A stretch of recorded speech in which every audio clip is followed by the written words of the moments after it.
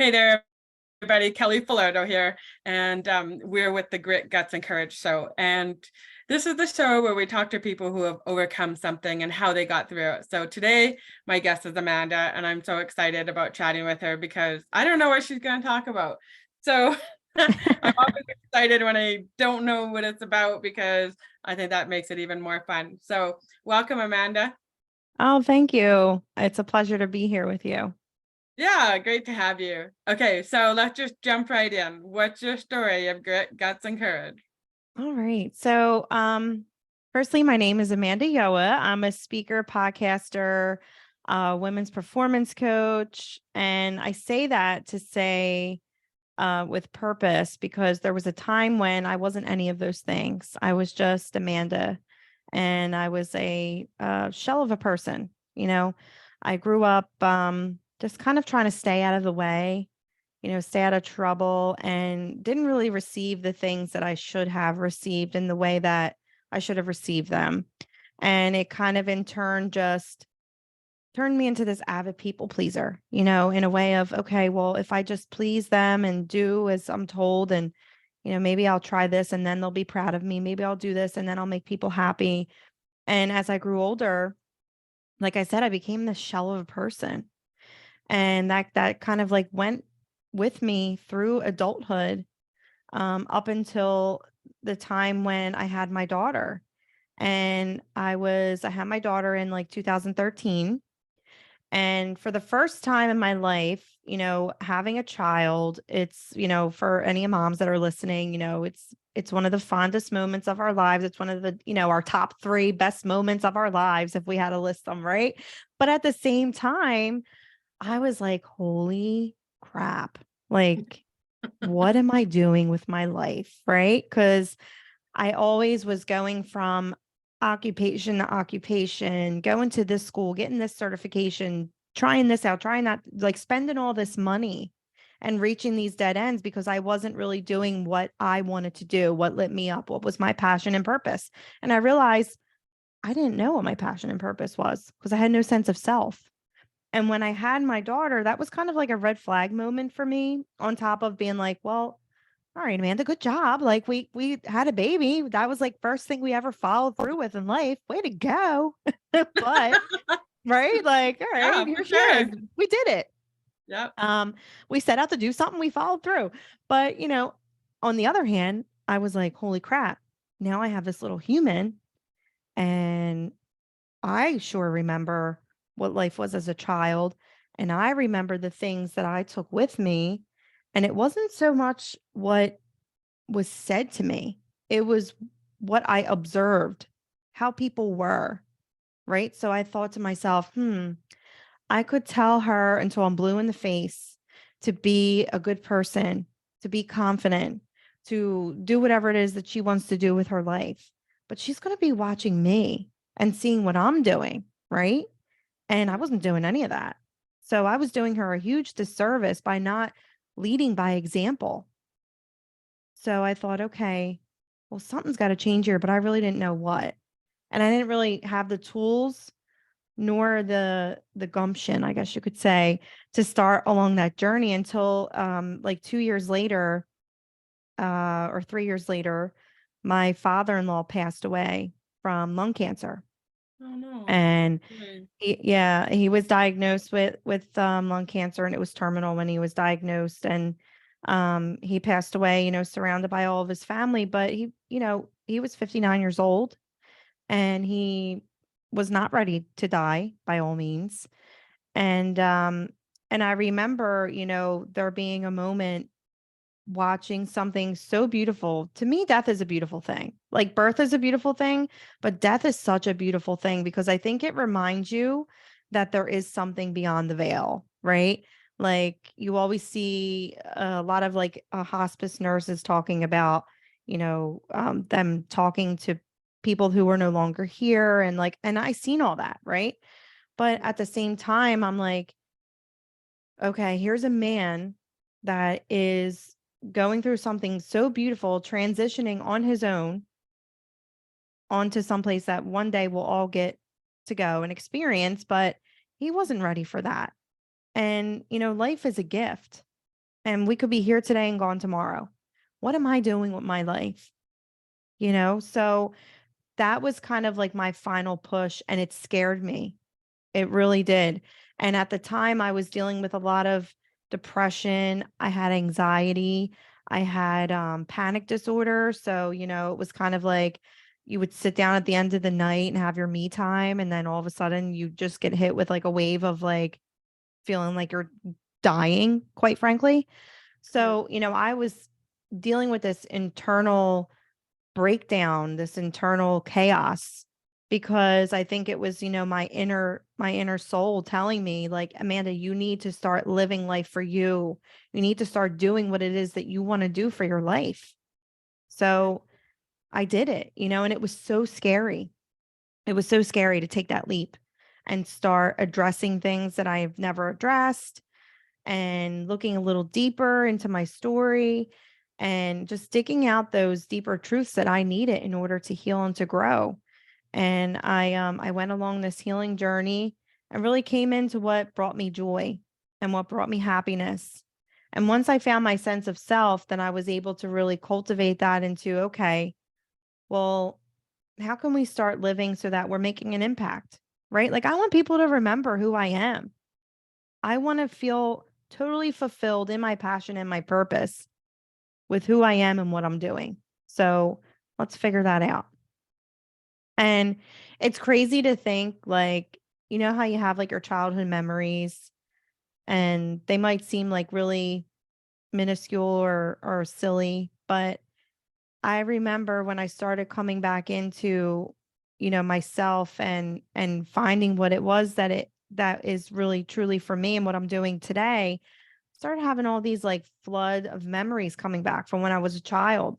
Like, I used to have this microphone. It was like a little singing microphone and it played songs and you could like sing, and I would set it up and put my little stuffed animals in front of me and I would like talk to them and sing songs to them. And Um, so, yeah, it's like, it's crazy to think like, wow, there I was, a little girl before life got its hands on me. My experiences got its hands on me.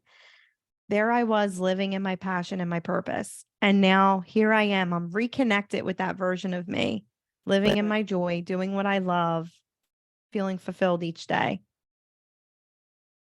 Beautiful story.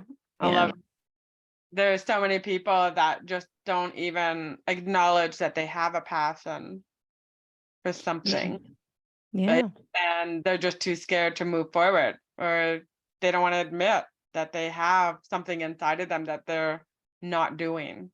Yeah. And it took me listen, it was not an easy road to get here. And even doing what I'm doing today, like, we're always growing, we're always up leveling. Like, every time we take it a step up the rung of the ladder, we're Yeah. always testing our confidence, our worth, who we are, what we stand for, our core values. And there are times when we have to look back at that past version of ourselves who likes to creep in and tell us that we can't do the thing. We're not this, we're not that. What if you mess up? What if this? What if that? All those what ifs. We need to be mindful and present enough to tell that version or those thoughts or whatever you want to call it to take a seat, because we know better. And, it's having those tools to be able to do that.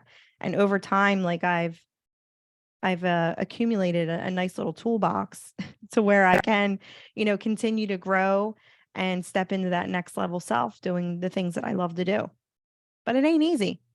No, Mm-mm. it isn't. And No. especially it just seems like so many people struggle with anxiety right now. Oh, So yeah. it's like, how do you work through anxiety?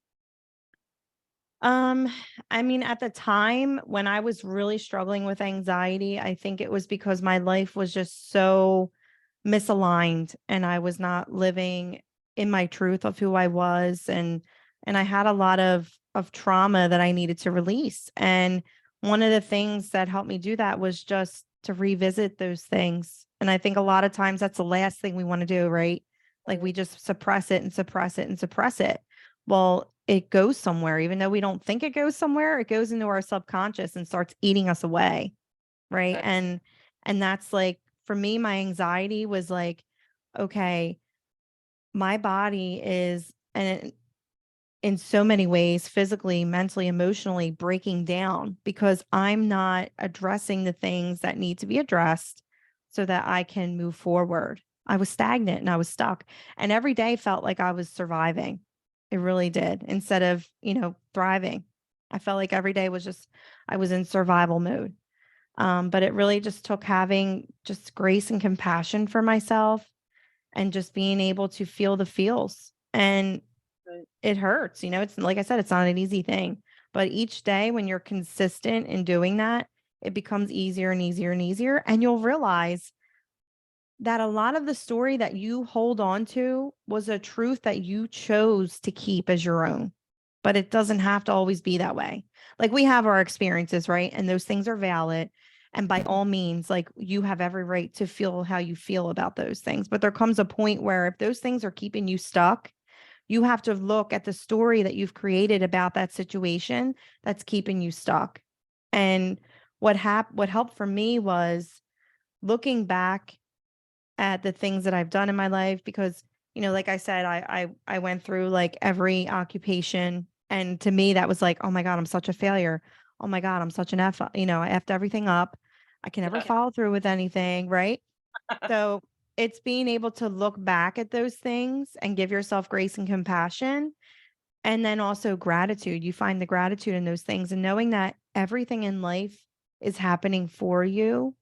And it's up to you to dig out that deeper hidden gem for yourself. So I thought to myself, well, we haven't really been doing that great of a job telling our story. And, it's been really keeping us stuck and really keeping us stagnant. So, Amanda, why don't we start telling ourselves our story in a way that, we can become a little wiser and have some knowledge in our pocket to maybe like pay forward to somebody else. And so that we can like start growing and doing the things that we want to do. So I said to myself, all right, that sounds good.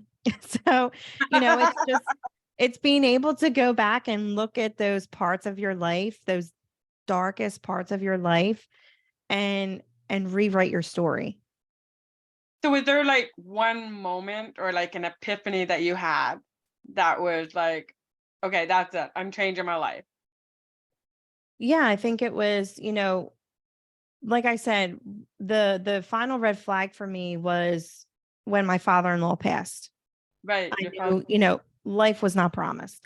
But then once I started like, diving in and revisiting things that were icky and, things that I've been like, putting on the back burner, I said to myself, wow, I've been extremely hard on myself. Right. And I really haven't been giving myself what I need. Right. And then I realized like people can only give you as much as they give themselves. Yeah. And maybe it's just the people that I wanted to be poured into from Mm-hmm. weren't able to give themselves enough to pour into me the way that I wanted to be. And at the end of the day, and this is me like in adulthood, at the end of the day, it's up to me to fill my cup. Everything else is just overflow. Our Right. interactions, our relationships, everything, it's all overflow. What matters most is what you tell yourself, how you treat yourself. You filling your cup is what matters most. So, once I realized that, it was like, wow, like I don't need anything from anybody in that way of, cultivating my sense of self. It all comes from me. And that was kind of like my bing, like, oh, light bulb moment, so I started pouring in and giving myself the things that I needed. And, I found myself doing that. Yeah. I love your energy. I know when I met you in the first mastermind call that we were on, and it Yeah. was like, she's incredible. Like I've got to know Oh, this girl. I thank just you. did that. It You're was just incredible so, too. yeah. So that's why I'm so glad that you wanted to chat with me about this. Yeah. So okay, so there's a young girl. She's sitting in front of you. She's feeling lost. She's feeling like she can't get anywhere in life, and that she feels like she's done everything wrong, and nothing's working for her. What would you tell her?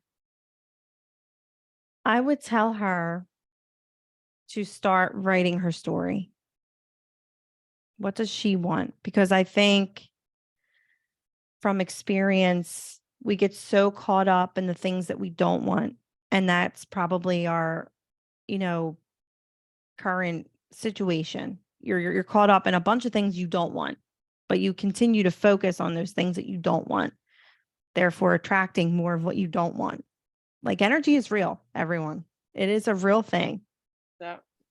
And for me, it was really focusing on the things that I wanted in my life. Now, this will bring up things that are holding you back, which is essentially yourself, right? And that's where the work comes in. You being able to do the work to get out of your own way and step into that version of yourself that you have always dreamed of being, and realizing that that version of you doesn't have to just be a dream or a vision. It can be your reality. And Right. just just pour into the things, pour into yourself the things that you need, that you were never given. And you become such a powerful person that anything else that you receive is just overflow. And it feels amazing, believe me. And I surround myself with those type of people. And those are the people that continue to help me grow and become this person that I'm setting out to be. It's a wonderful thing. But at the end of the day, it's what we tell ourselves, what we pour into ourselves. So I would say to that little girl, what do you want for yourself? Who do you want to be? What does she look like? How does she dress? What does she say to herself? What does she eat in the morning? What does she drink? What time does she go to bed?